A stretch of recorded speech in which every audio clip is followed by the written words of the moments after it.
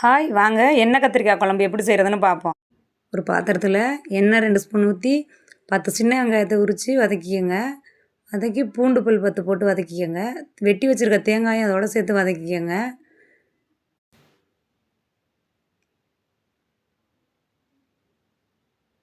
ரெண்டு பழுத்த தக்காளி அப்படியே கட் பண்ணி சேர்த்துக்கோங்க.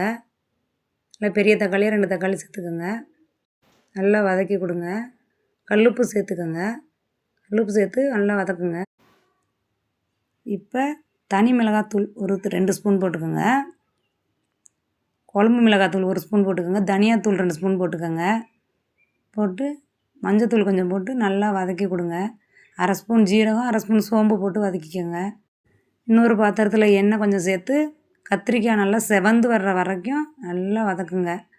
நல்லா வதக்கி எடுத்து தனியாக வச்சுட்டு இன்னொரு பாத்திரத்தில் நல்லெண்ணெய் சேர்த்துக்கோங்க. நல்லெண்ணெய் சேர்த்தா தான் நல்லா டேஸ்ட்டாக இருக்கும். நல்லெண்ணெய் 2 குழிக்கரண்டி சேர்த்து வெந்தயம் போட்டு கடுகு போட்டுக்கோங்க. பொரிய விட்டு வெங்காயம் போட்டுக்கோங்க. போட்டு கருவேப்பிலை போட்டு நல்லா வதக்குங்க. வரமிளகாய் 3 போட்டுக்கோங்க. நம்ம வதக்கி வச்சதெல்லாம் ஒரு மிக்சியில் சேர்த்து அரைச்சி அதையும் சேர்த்துக்கோங்க. இதோட சேர்த்து நல்லா வதக்குங்க. நல்லா எண்ணெய் பிரிஞ்சு வர்ற வரைக்கும் வதக்கணும். வதக்கி நல்லா வதக்குங்க. நல்லா வதங்கணும். அந்த எண்ணெயிலே நல்லா வதக்கி எடுத்துகிட்டு அரிசி கழுவின தண்ணி கொஞ்சம் சேர்த்துக்கோங்க. அதுக்கு சேர்த்தா இன்னும் கொஞ்சம் டேஸ்ட் அதிகமாக இருக்கும். சூப்பராக இருக்கும். எல்லாத்துக்குமே அரிசி கழுவின தண்ணியில் கொஞ்சம் சேர்த்துக்கிட்டா நல்லா டேஸ்ட்டு கிடைக்கும்.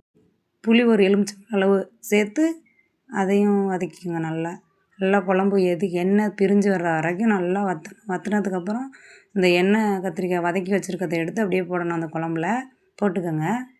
போட்டு அதுவும் நல்லா வற்றி குழம்பு எண்ணெய் பிரிஞ்சு வரும்போது ஒரு ஸ்பூன் வெல்லம் சேர்த்துக்கோங்க.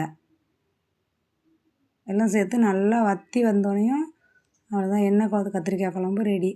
சூப்பராக இருக்கும். நீங்களும் ட்ரை பண்ணி பாருங்கள். என் பையன் விரும்பி சாப்பிடுவான். அடிக்கடி நான் எங்கள் வீட்டில் செய்வேன். சூப்பராக இருக்கும். நீங்களும் ட்ரை பண்ணி பாருங்கள். பிடிச்சிருந்தா சப்ஸ்கிரைப் பண்ணிக்கோங்க. லைக் பண்ணுங்கள், ஷேர் பண்ணுங்கள், கமெண்ட் பண்ணுங்கள்.